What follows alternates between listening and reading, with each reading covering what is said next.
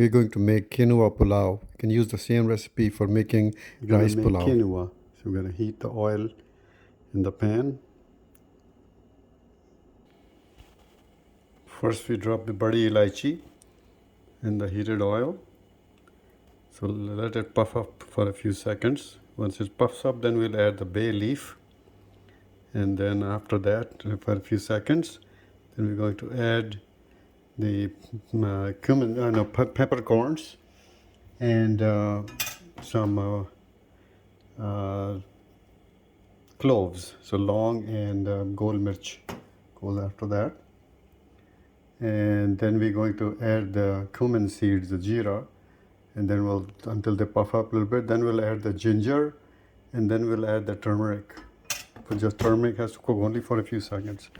So see how the elaichi, badi elaichi is puffing up. Now we add the bay leaf. Now we've added the cloves and the peppercorns. Now we added the cumin seeds. Next goes ginger. We've used frozen ginger, so that's why it's spurting so much. You should really use the fresh ginger if possible. Now we've added the turmeric. So just for 10 seconds, that's all it needs. Now we'll add the quinoa that we have already washed.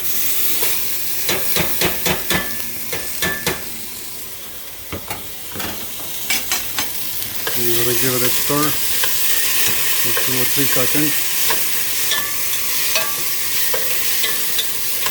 So for 2 or 3 minutes we're going to cook it. So it fries a little bit.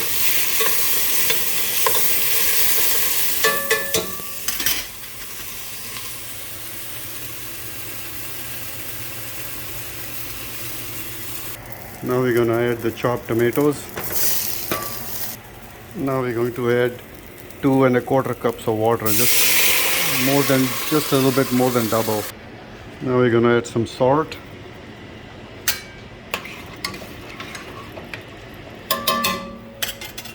Vinegar. And wait until it starts to cook a little bit. Then we're going to cover it for 23 minutes. Just leave the lid just a little bit away so it doesn't boil over. That's 23 minutes. And we're going to turn the heat down to simmer. We had it on medium, a little over medium. Now we're going to turn it down to just to simmer like 2.5. In about 23 minutes, all the water should get absorbed. You can use the same recipe for rice, except in case of rice, the water is a little bit less, like just exactly twice as much as the quantity of rice. In quinoa's case, we add just a little bit more than double the quantity of water.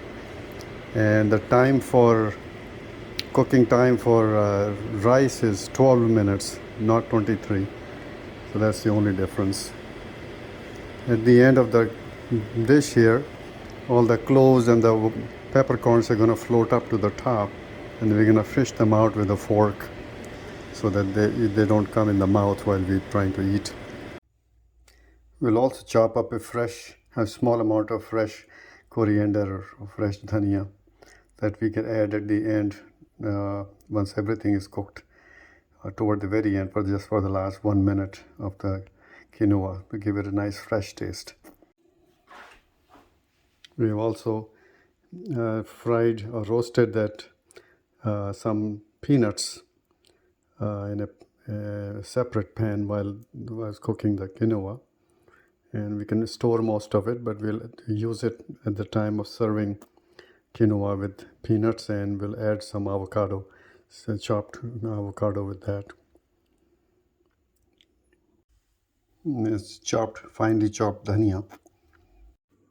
So you can hear there is no more gurgling or water sound coming from the cooking. So that indicates that the quinoa is probably done. So we can take a look. Yep, all the water is absorbed.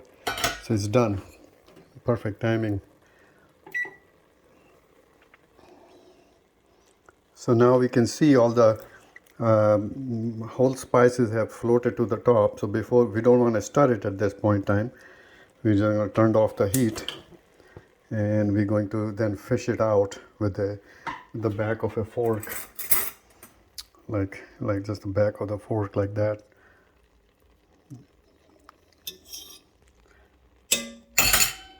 Alternatively, if we wanted to, we could have just simply ground up the spices in a grinder, spice grinder.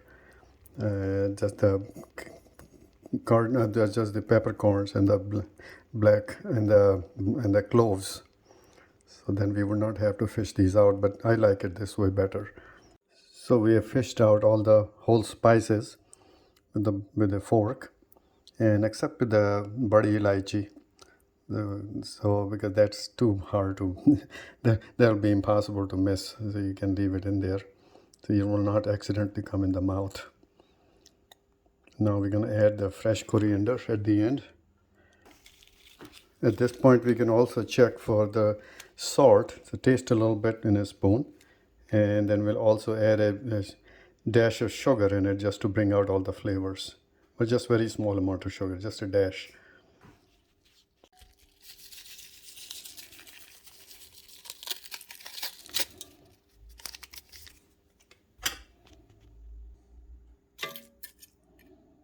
Now we're going to cut a little slice of avocado, and we're going to cube it up a little bit, and then we'll add it to the quinoa along with the peanuts. So this should be enough avocado, and this should be enough peanuts, but you can put more avocado as needed per taste. And all that is at serving time. And here's the completed dish with cubed avocado and roasted peanuts mixed in with quinoa bath. Also, one can add a dash of lemon juice or fresh lemon, just a few squirts of it, a few drops of lemon to bring out the flavor even more.